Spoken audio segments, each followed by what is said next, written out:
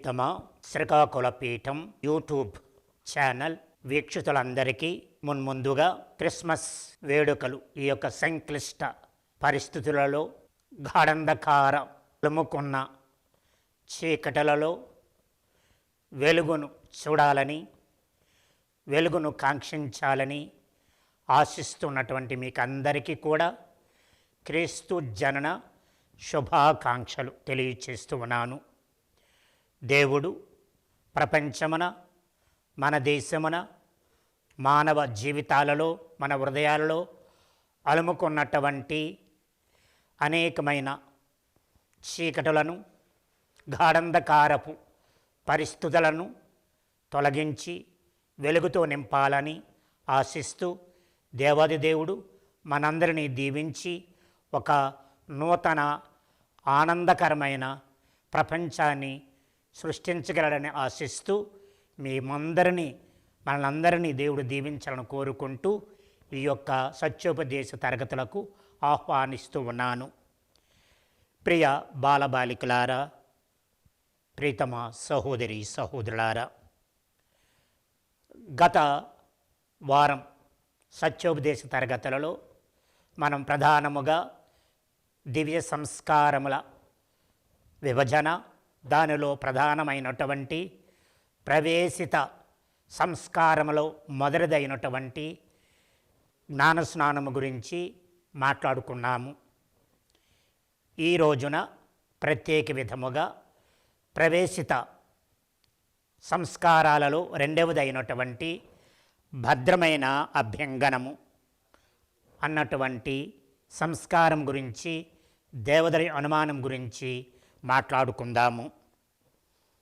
దీనిలో మనం చూసినట్లయితే వేదగ్రంథ వాక్యము యోహాను సువార్త 20వ అధ్యాయము 22వ వచనములో ప్రభువైన యేసుక్రీస్తు తన శిష్యుల మీద శ్వాస ఊది పవిత్రాత్మను పంపించడం అన్నటువంటి విషయాన్ని చూస్తూ ఉన్నాము.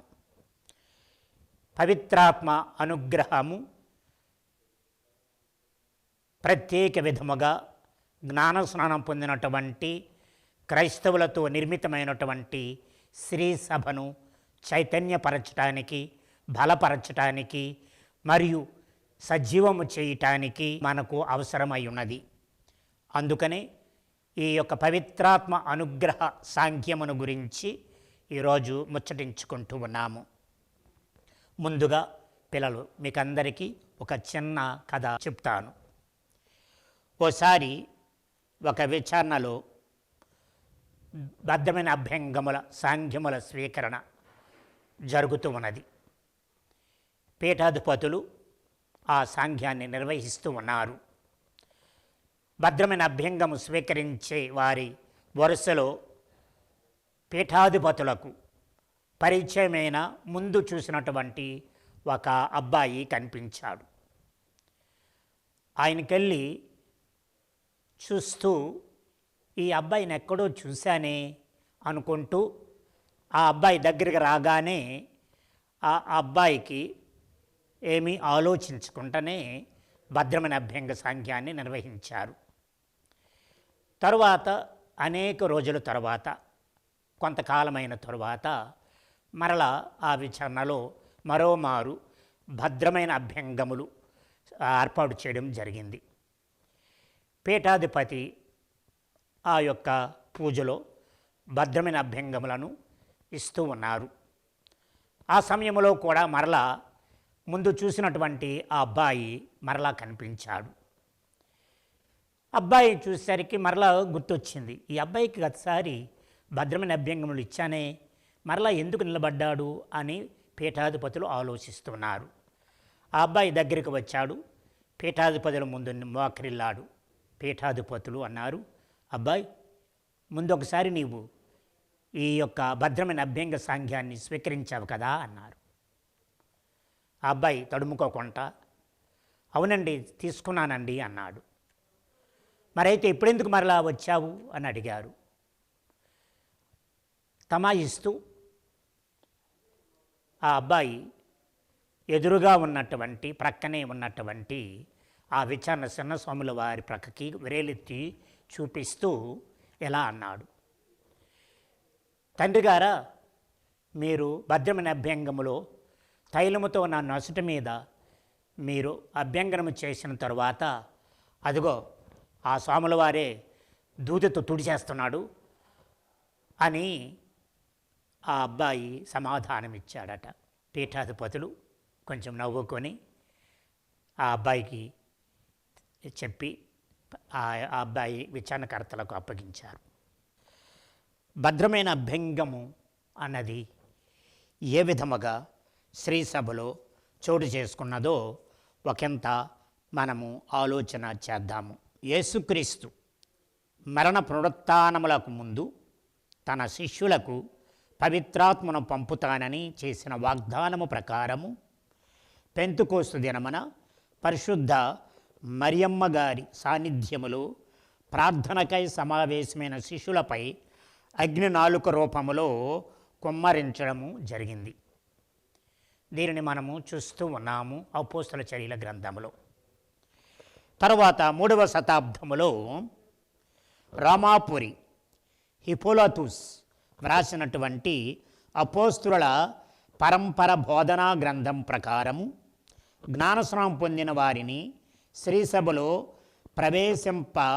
ప్రవేశించే సాంఖ్యముగా ఈ యొక్క భద్రమైన అభ్యంగ దేవదరి అనుమాను సాంఖ్యము ప్రారంభమయ్యింది.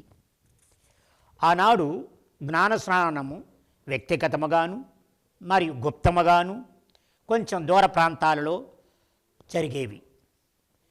కొన్నిసార్లు జ్ఞానస్నానం పొందేటప్పుడు వస్త్రరహితముగా అభ్యర్థి హాజరవ్వడము జరిగేవి. అయితే అవి ఆ జ్ఞానస్నానం అయిన తరువాత ఆ యొక్క క్రైస్తవులను సంఘములోనికి స్వీకరించడానికి పీఠాధిపతులు వారిపై హస్తములు ఉంచి పవిత్రాత్మ కుమ్మరింపకై ప్రార్థన చేసి నొసటి మీద తైలభ్యంగనము చేసి స్వీకరించే అలవాటు ప్రారంభమయ్యింది. ఈ విధముగా భద్రమైన అభ్యంగము మన శ్రీసభలో చోటు చేసుకోయింది. అయితే భద్రమైన అభ్యంగనము అంటే ఏమిటి, దాని యొక్క అర్థం ఏమిటి, దాని యొక్క నిర్వచనం ఏమిటని మనం అడిగినట్లయితే ఇదొక కథోలిక సంస్కారము. జ్ఞానస్నానములందు క్రైస్తవ సమర్పణ జీవితమందు పరిణితి చెందినటువంటి వయస్సు వచ్చినటువంటి ప్రతి క్రైస్తవుని తన విశ్వాస జీవితమునందు బలపరచటానికి మరియు చైతన్యపరచటానికి ఇవ్వబడే ప్రత్యేకమైనటువంటి సాంఖ్యం ఇది. అయితే దీనిని మనము సత్యోపదేశ తరగతులలో నిర్వచించే విధముగా ఈ విధముగా చెప్పుకోవచ్చు. భద్రమైన అభ్యంగం అనగానేమి అన్న ప్రశ్నకు సత్యవేదములో మనలను దృఢపరచుటకు పవిత్రాత్మ అయిన సర్వేశ్వరుని యొక్క జ్ఞానవరములను అనుగ్రహములను ఇచ్చు దేవదరి అనుమానమని మనము నిర్వచించవచ్చు. అయితే ఈ యొక్క దేవదరి అనుమానం అన్నటువంటిది దైవ ప్రణాళికలో దీనికి ఒక ప్రత్యేకమైన పాత్ర ఉన్నది. మనం చూసినట్లయితే పూర్వవేద గ్రంథములో పవిత్రాత్మ యొక్క సూచికలు అనేక చోట్ల మనకు కనబడతాయి. సృష్టి ఆరంభములోనే పవిత్రాత్మ ఆత్మరూపమున నీటి జలాలపై అల్లాడుతూ ఉన్నట్లుగా ఆ యొక్క నీటి జలాలను చైతన్యపరుస్తున్నట్లుగా వ్రాయబడి ఉన్నది. తర్వాత కాలంలో మనం చూస్తూ ఉన్నాము మోయిజుని యొక్క కాలంలో కూడా ఆనాటి పెద్దలకు ఆయన చేత ఎన్నుకోబడినటువంటి పెద్దలపై ఆ యొక్క పవిత్రాత్మ కుమ్మరింపు జరిగినట్లుగా వారు ప్రవచించినట్లుగా. అందుకనే మనం చూస్తూ ఉన్నాము యావేలు గ్రంథము 2వ అధ్యాయం 28వ వచనములో ఎలా వ్రాయబడి ఉన్నది, అటు పిమ్మట నేను నా ఆత్మను ఎల్లరపై కుమ్మరింతును, మీ పుత్రులు పుత్రికలు నా సందేశమును చెప్పుదురు, మీ ముదుసలలు కలలు కందురు, మీ యువకులు దర్శనములు గాంతురు. యావేలు ప్రవక్త ఆనాడు ఈ యొక్క సర్వజనులు కూడా ఆత్మతో అభిషేకింపబడతారని తెలియచేశాడు. అలాగనే పూర్వవేదంలో అనేక మంది ప్రవక్తలు క్రీస్తు ప్రభువుపై దేవుని ఆత్మ ఉంటుందని, తర్వాత యేసుక్రీస్తు మొత్తము జీవితం అంతా ఆయన సేవ భావము అద్భుతాలు అన్నీ కూడా ఆత్మతో గల అనుబంధముపై ఆధారపడి ఉంటాయని బైబిల్ చెప్తూ ఉన్నది. తరువాత ఆయన ఆత్మావేశితుడై ఆయన ఎడారికి కొనుక్కోబడినట్లుగా మనం చూస్తూ ఉన్నాము. ఈ విధముగా ఆత్మ ప్రేరణ వలన జన్మించినటువంటి యేసుక్రీస్తు తన జీవితాంతం కూడా ఆత్మతో కలిసి అనుబంధాన్ని పెంచుకుని ఆయన జీవించినట్లు మనము సువార్తలో చూస్తూ ఉన్నాము. మరి పెంతెకోస్తు రోజున యేసు ప్రభువు తాను వాగ్దానం చేసిన ప్రకారము అపోస్తులపై పవిత్రాత్మను అనుగ్రహించి మరియు ఆ యొక్క దేవుని యొక్క మహత్కార్యములను వారు ప్రకటించటానికి ధైర్యమును స్థైర్యమును వసుగునట్లుగా అపోస్తుల చర్యల గ్రంథము మనకు తెలియజేస్తుంది. ఈ విధముగా అపోస్తులు తాము పొందినటువంటి ఆత్మబలమును ఆత్మశక్తిని క్రైస్తవులుగా జ్ఞానస్నానం పొందుతున్నటువంటి వారిపై అదే ఆత్మను కొమ్మరించాలని వారిపై అస్తములు ఉంచి వారిని అభిషేకిస్తూ ఆ ఆత్మను వారికి అనుగ్రహించినట్లుగా మనము అనేకమైనటువంటి ఆధారాలు శ్రీసభలో చూస్తూ ఉన్నాము. ఈ విధముగా ఈ యొక్క ఆత్మకు పునాదులు బైబిల్లోనే పడినట్లుగా మనము చూస్తూ ఉన్నాము. తర్వాత ఈ సంస్కారాన్ని ఏమని పిలవాలి? మనం చూసినట్లయితే దీనికి 2 రకాలుగా మనం పిలుస్తూ ఉంటాము. తూర్పు శ్రీ సభలో చూసినట్లయితే దీనిని తైలాభ్యంగనము అంటారు, దాన్నే క్రిస్మాటిసం అంటారు. అంటే ఆ యొక్క ప్రధానమైనటువంటి ఈ భద్రమైన అభ్యంగనములో వాడేది జరిగేది తైలాభ్యంగనము. అందుకనే దీనికి తైలాభ్యంగనము అన్నటువంటి పేరుతో తూర్పు శ్రీ సభలో వాడుకలోనికి వచ్చింది. మరి పడమర శ్రీ సభలో మనం చూసినట్లయితే దీనిని భద్రమైన అభ్యంగనము అంటారు. అంటే జ్ఞానస్నానం పొందిన తరువాత విశ్వాస జీవితమునందు స్థిరపరచటానికి, స్థిరీకరించడానికి, బలపడటానికి, తరువాత దేవునికి యొక్క అనుగ్రహించినటువంటి జీవితానికి సాక్షులుగా నిలబడటానికి, దృఢపరచటానికి ఈ యొక్క సాంఘ్యము అవసరమై ఉన్నది. అందుకనే మనము దానిని భద్రమైన అభ్యంగనము అంటున్నాము. మరలా మనం చూసినట్లయితే ఈ సంస్కారములో ప్రధానమైనటువంటి సాంఘ్యములు ఎన్ని అని అనుకుంటే 7గా మనం చెప్పవచ్చు. ఈ యొక్క సాంఘ్యంలో ప్రధానమైనటువంటి 7 అంశాలు ఉన్నాయి. అందులో మొదటిది మనం చూసినట్లయితే వేద గ్రంథ పఠనం ఉంటుంది.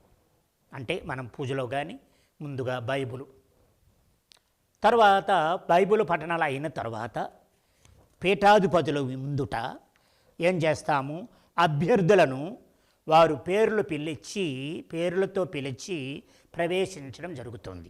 అది 2వ అంశం. మేత్రానుల ముందు అభ్యర్థులందరూ కూడా వారిని ప్రవేశపెట్టడం జరుగుతుంది.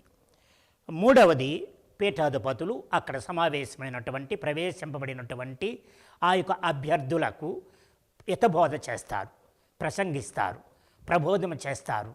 అంటే భద్రమైన అభ్యంగం యొక్క విలువను గురించి, దాని అర్థాన్ని గురించి, దాని విశిష్టతను గురించి, దాని పరమార్థమును గురించి పీఠాధిపతులు వివరించి వారికి ప్రబోధిస్తారు. తరువాత 4వ అంశంలో మనం చూస్తూ ఉన్నాము. ఈ యొక్క సాంఖ్యములో అలనాడు మనము జ్ఞానస్నానమందు పసిబిడ్డలుగా ఉన్నప్పుడు మన తరపున తల్లిదండ్రులు చేసినటువంటి ప్రమాణాలను నూతనీకరించడం జరుగుతుంది. అంటే నూతనీకరించడం ద్వారా ఇప్పుడు మనము వయసు వచ్చిన వారము మనంతట మనమే ఆ యొక్క విశ్వాస ప్రకటనము చేస్తూ ఉన్నాము. ఏమిటి? మొదటి భాగంలో మనం చూస్తున్నాం, పాపము తద్ సంబంధమైనవి అన్నీ కూడా వదిలేస్తున్నామని. తర్వాత సృష్టికి స్థితిలయకారకుడును సర్వ సృష్టికర్త అయినటువంటి, తర్వాత చరిత్రలో అనేకమైన జరిగినటువంటి వేద సత్యాలన్నిటినీ కూడా నేను నమ్ముతున్నానని చెప్పేసి విశ్వాస ప్రకటన చేస్తాము. దాన్ని మనము ఏంటంటే వాగ్దానాల అంటే జ్ఞానస్నానపు వాగ్దానాల నూతనీకరణము అంటాము. తర్వాత ఇదైన తర్వాత మనం చూస్తున్నాము హస్త నిక్షేపణము, అభ్యంగన ప్రార్థన. అక్కడ పీఠాధిపతి అభ్యర్థులపైన మరియు అక్కడ సమావేశమైన గురువులు కూడా హస్తములో చాచి ఆ అభ్యర్థులపై ప్రార్థన చేస్తారు. ఇది 5వ అంశము. తర్వాత 6వ అంశానికి వచ్చిన తరువాత మనం చూస్తూ ఉన్నాము, పీఠాధిపతులు క్రిస్మా తైలమును తీసుకొని అభ్యర్థి యొక్క పేరు చెప్పి, ఇదిగో వర పవిత్రాత్మ ముద్రను స్వీకరింపుము అని వారి నొసట మీద తైలభ్యంగనము చేస్తారు. ఇది 6వ అంశంగా మనం భావిస్తాము. తర్వాత అభ్యంగనమైన తర్వాత శాంతి సమాధానం వారికి ఇవ్వడం జరుగుతుంది. అంటే పవిత్రాత్మ అనుగ్రహించే శాంతి సమాధానాన్ని వారికి వరముగా కానుకగా పీఠాధిపతులు అందిస్తూ వారి యొక్క బొగ్గలపై ఆయన తన హస్తముతో ముద్దు చేయడం జరుగుతుంది. ఇది మనము 6వ అంశంలో చూస్తున్నాము. తర్వాత చివరిగా సాంఖ్యములో వారి కొరకు శ్రీసభ యావత్ కొరకు మనము ప్రార్థనలు చేయడం, అదే విశ్వాసుల ప్రార్థన. ఈ యొక్క విశ్వాసుల ప్రార్థనతో ఆ యొక్క భద్రమైన అభ్యంగము అన్నటువంటి సంస్కార సాంఖ్యము ముగిస్తుంది. తర్వాత పూజ కొనసాగింపు జరుగుతుంది. ప్రీతమ సహోదరి సహోదరులారా, మరలా మనం చూసినట్లయితే ఈ సంస్కారమును వలన కలుగు ప్రయోజనములేమిటని ప్రశ్నిస్తే, ప్రధానముగా పెంతుకోస్తు దినమున ఏ విధముగా అయితే అపోస్తుల మీద పవిత్రాత్మను కుమ్మరించడం జరిగిందో, ఈ యొక్క సాంఖ్యములో కూడా పవిత్రాత్మ వరములతో కూడినటువంటి ఆ కుమ్మరింపు జరుగుతుంది. తర్వాత విశ్వాసుల హృదయములో చెరగని ముద్ర వేస్తుంది. మనము కథలో చూసాం కదా, ముద్ర చెరిపేస్తున్నాడని అబ్బాయి మాటికి 3 సార్లు భద్రమైన అభ్యంగం స్వీకరించడానికి వచ్చాడు. కానీ ఆ విధముగా మనము నొసటి మీద ఉన్నటువంటి తైలాన్ని మనము తుడిచివేసినంత మాత్రాన పవిత్రాత్మ యొక్క ముద్ర మన యందు చెరగిన ముద్ర వేస్తుంది.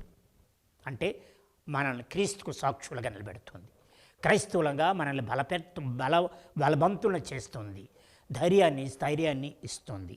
అది చెరగిన ముద్ర మనపై వేస్తుంది. తర్వాత అనుగ్రహ జీవితములో మనకి ఎదుగుదలను ఇస్తుంది. పవిత్రాత్మ ఈ యొక్క భద్రమైన అభ్యంగ సాంఖ్యము వలన మనము క్రైస్తవ విశ్వాస జీవితంలో దేవుని యొక్క అనుగ్రహ జీవితంలో దినదినము అభివృద్ధి చెందటానికి, పవిత్రత యందు ఇంకా ముందుకు వెళ్ళటానికి, ఆ యొక్క సంపూర్ణ తత్వాన్ని పొందటానికి ఇది ఉపయోగపడుతుంది, దోహదపడుతుంది. తర్వాత మనం చూసినట్లయితే స్వీకరించే వారిని ఈ యొక్క సాంఖ్యము ద్వారా దైవపుత్రత్వానికి అర్హులు చేస్తుంది. అంటే ఈ యొక్క భద్రమైన అభ్యంగము ద్వారా మనమందరము దేవుని పుత్రులమవుతూ ఉన్నాము. పుత్రులమై ఆయన యందు జీవించాలని మనల్ని కోరుతూ ఉన్నది, ఆయనలా జీవించాలని కోరుతున్నది, ఆయన అనుగ్రహ జీవితంలో ముందుకు ఎదగాలని కోరుతూ ఉన్నది. తర్వాత మనం చూసినట్లయితే మరింత లోతుగా మనము ఏం చేస్తుంది, పవిత్రాత్మ మన యందు ఇంకా ఎక్కువగా లోతుగా బలపడటానికి ఈ యొక్క దైవ సహాయాన్ని మనకు అందిస్తూ ఉంటుంది. అలాగనే మనకు క్రీస్తును శ్రీసభతో గల బంధాన్ని, అనుబంధాన్ని, సాన్నిహిత్యాన్ని ఇది మరింత దృఢపరుస్తుంది, గట్టిపరుస్తుంది, స్థిరపరుస్తుంది.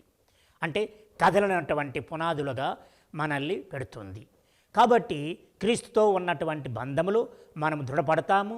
అలాగనే శ్రీసభకు మనకున్నటువంటి బాంధవ్యములు ఎదగటానికి పెరగటానికి మనల్ని గట్టిపరుస్తుంది ఈ యొక్క సాంఖ్యము. తరువాత దీని వలన పవిత్రాత్మ వరములను, అనుగ్రహములను మన ఆత్మలో ఈ యొక్క సాంఖ్యము ద్వారా నింపబడతాయి. అంటే పవిత్రాత్మ వరములు మనం ఎన్నని అనుకుంటే 7 అని మనకు సత్యోపదేశం నేర్పిస్తూ ఉన్నది. 7 అవేమిటి?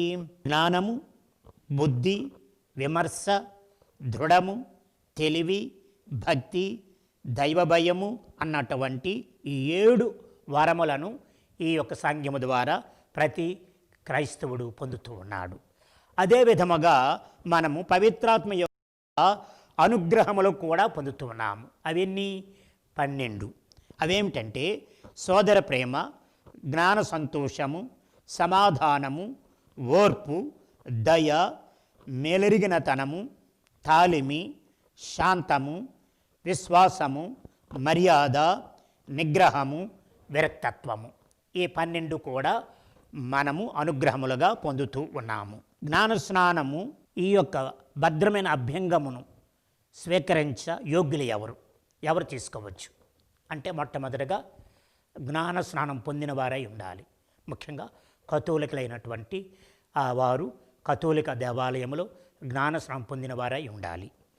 రెండవది, ఇప్పుడు 12 సంవత్సరాల కనీసము నిండి ఉన్న వయసు కలిగిన వారై ఉండాలి. తర్వాత హృదయములో ఎటువంటి పాపము లేనివారై ఉండాలి. అంటే ఆయుత్తము చేసుకుని పాప సంకేతనము చేసుకుని వారు హృదయ శుద్ధి కలిగి ఉండాలి. తర్వాత వేద సత్యములను ఎరిగిన వారై ఉండాలి. అంటే వేద సత్యములంటే శ్రీసభ బోధించను కాదు, క్రీస్తు బోధించినటువంటి వేద సత్యములను ఎరిగి ఉండాలా. ముఖ్యంగా ప్రధాన వేద సత్యములు, తర్వాత విశ్వాస సంగ్రహంలో ప్రకటించినటువంటి 12 వేద సత్యములు, ఇతర వేద సత్యములన్నిటినీ కూడా మనము నేర్చుకుని ఎరిగి ఉండాలి. తర్వాత జీవితములో దీనిని ఒక్కసారి మాత్రమే స్వీకరించే యోగ్యులము. 10 సార్లు మాటికి తీసుకోవడానికి వీలు లేదు. ఒక్కసారి మాత్రమే దీన్ని స్వీకరించ యోగ్యులమవుతున్నాము. ఈ సంస్కారమును ఇచ్చుటకు అధికారము గలవారెవరని అడిగితే మామూలు పరిస్థితుల్లో సర్వసాధారణముగా భద్రమైన అభ్యంగం ఇచ్చే అధికారం కలిగిన వారు పీఠాధిపతులు. ప్రత్యేక అవసరములోను ప్రత్యేకమైనటువంటి విధముగా గురువులు అంటే ప్రత్యేక విధముగా పీఠాధిపతులు నియమించినటువంటి గురువు మాత్రమే అసాధారణమైనటువంటి పరిస్థితుల్లో ఇవ్వటానికి యోగ్యులు. అయితే ఈ యొక్క సాంఘ్యము నిర్వహణ ద్వారా పీఠాధిపతులకు శ్రీసభ యావత్తుకు ఉన్నటువంటి అనుబంధములో క్రైస్తవులముగా మనము పీఠాధిపత్య జీవితంలోనూ ఆయన మేత్రాసనములోను శ్రీసభలోనూ మనకు సత్సంబంధాలు ఉన్నాయన్న విషయాన్ని ఈ సాంఘ్య స్వీకరణ ద్వారా అర్థమవుతున్నాయి. కాబట్టి ఇన్ని విలువలతోనూ ఇన్ని విశిష్టతతో ఉన్నటువంటి ఈ సాంఘ్యము ప్రతి క్రైస్తవ కథోలికనకు అత్యవసరము. దీని ద్వారా మనము మన యొక్క క్రైస్తవ జీవితానికి సాక్షులముగా ఉండటానికి మరియు సాక్షులుగా జీవించడానికి ఎదగటానికి ఉపయోగపడగలదని ఆశిస్తూ మిమ్మల్ని అందరినీ దేవుడు దీవించి ఆశీర్వదించాలని కోరుకుంటూ మరోసారి క్రిస్మస్ పండగను జరుపుకుంటున్నటువంటి మీకు అందరికీ క్రీస్తు జయంతి శుభాకాంక్షలు. క్రీస్తు జన సుఖనో భవంతు. తదస్తు.